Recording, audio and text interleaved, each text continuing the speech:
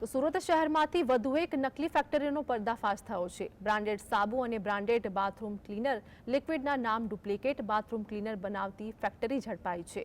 કંપનીને મળેલી માહિતીના આધારે પોલીસને સાથે રાખીને દરોડા પાડવામાં આવ્યા હતા, જ્યાં નકલી ચીજવસ્તુઓ બનાવવા વપરાતું રો મટીરિયલ મોટી માત્રામાં મળી આવ્યું। બ્રાન્ડેડના નામે નકલી વસ્તુઓનો મોટા પ્રમાણમાં જથ્થો મળી આવ્યો હતો।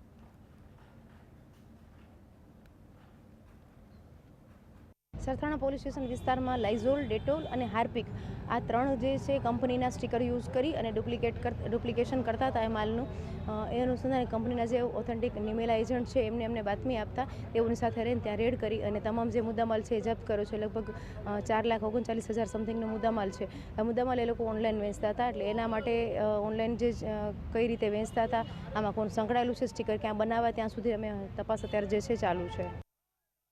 સરથાણા વિસ્તારમાં ડુપ્લિકેટ ફેક્ટરી ઝડપાઈ છે। આપણે એ દ્રશ્યો બતાવવાનો પ્રયત્ન કરી રહ્યા છે કે સરથાણા વિસ્તારમાં આજે મહાદેવ ક્રિએટ નામની આ જે ફેક્ટરી આવેલી છે, જેની અંદર અલગ અલગ બ્રાન્ડની જે સાબુ સહિતના ડેટોલ શેમ્પૂ વાપરવામાં આવતા હતા, તે સંપૂર્ણપણે ડુપ્લિકેટ હોવાનું સામે આવી રહ્યું છે। અને હાલ સરથાણા પોલીસ સ્ટેશનના 400 મીટરના અંતરે આ આખું ગોડાઉન ધમધમતું હતું, પરંતુ પોલીસને ગંધ પણ ના આવી હતી। કેટલા સમયથી આ ગોડાઉન ચાલી રહ્યું હતું, પરંતુ પોલીસને શા માટે આ ગંધ ના આવી અને કેટલાક લોકોને આ વેચાણ પણ થઈ ગયું છે।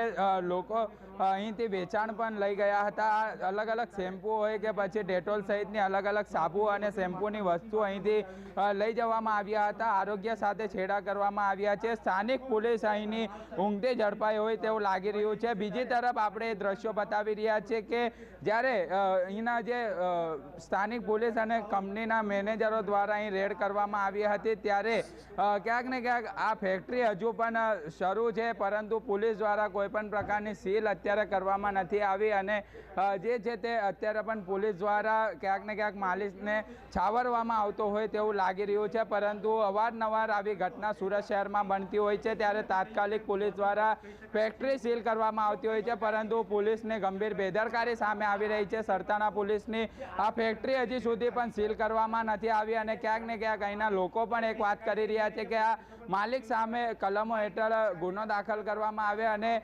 કાયદેસરની કાર્યવાહી કરી વધુ તપાસ હાથ ધરવામાં આવે તેવી માંગ કરવામાં આવી છે। સાહિદ જગતાપ, GST।